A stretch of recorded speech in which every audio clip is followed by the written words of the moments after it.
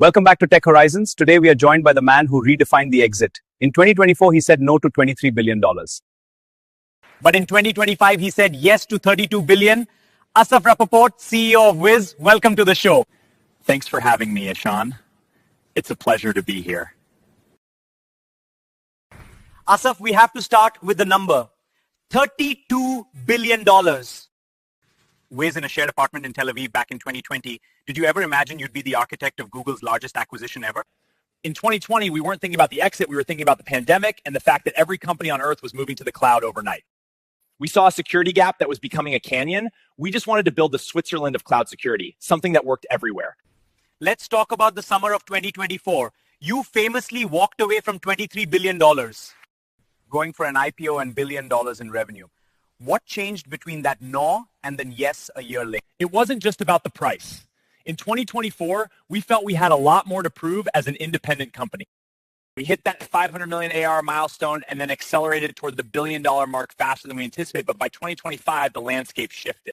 Joining forces with Google's infrastructure wasn't just a financial decision. It was a way to protect our customers at a scale we couldn't reach alone.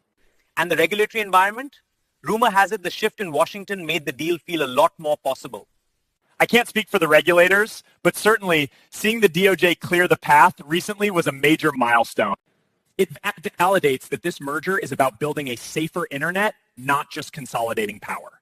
You've been with the same three co-founders, Ami, Roy, and Yinon, since your days in the IDF's Unit 8200. You sold Adallom together, worked at Microsoft together, and built Wiz together. How do you keep a partnership that tight for 20 years? It's a bit like a marriage, but with 4 people and a lot more monitors. We have a no-ego rule. At Wiz, we call our growth strategy the suicide plan, hiring fast, raising fast, and being hyper-aggressive. You can only do that if you trust the person next to you. We challenge each other constantly. If we all agree on an idea, it's probably a bad one. You're known for a very unassuming with style, the white t-shirt, the humility, aren't you? How do you maintain that culture when you're suddenly worth billions on paper? Mission doesn't change because the bank account does. Our customers, the Fortune 100 companies, don't care about our valuation. They care that they aren't in the news for a data breach. That keeps you humble very quickly. Wiz is saying independent within Google Cloud, right? You're still going to support both AWS and Azure? That was a non-negotiable for us. To be the wizard of the cloud, you have to see the whole kingdom.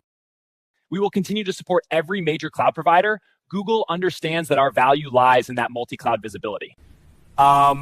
Okay, so where does AI fit into this? AI is the new frontline. We're moving from defending the cloud to defending the AI that runs on the cloud. With Google's Vertex AI and our security graph, we're building a system that can predict an attack path before the hacker even types a line of code. What's there in Israel? Why do Israel produce so many cybersecurity startups? I think it's a combination of elite military training, a culture of innovation, and a strong government-backed ecosystem. Last question, Assaf. For the young entrepreneur listening in their garage today, what's the one lesson from the Wiz journey? Don't be afraid to break the rules. When we started, people said the market was too crowded. We ignored them and focused on the customer's pain. Build something that solves a problem so big that people can't ignore you. Assaf Rappaport, thank you for joining us. We'll be watching as Wiz joins the Google family. It was a pleasure having you. Thank you, Ishan. Pleasure was all mine.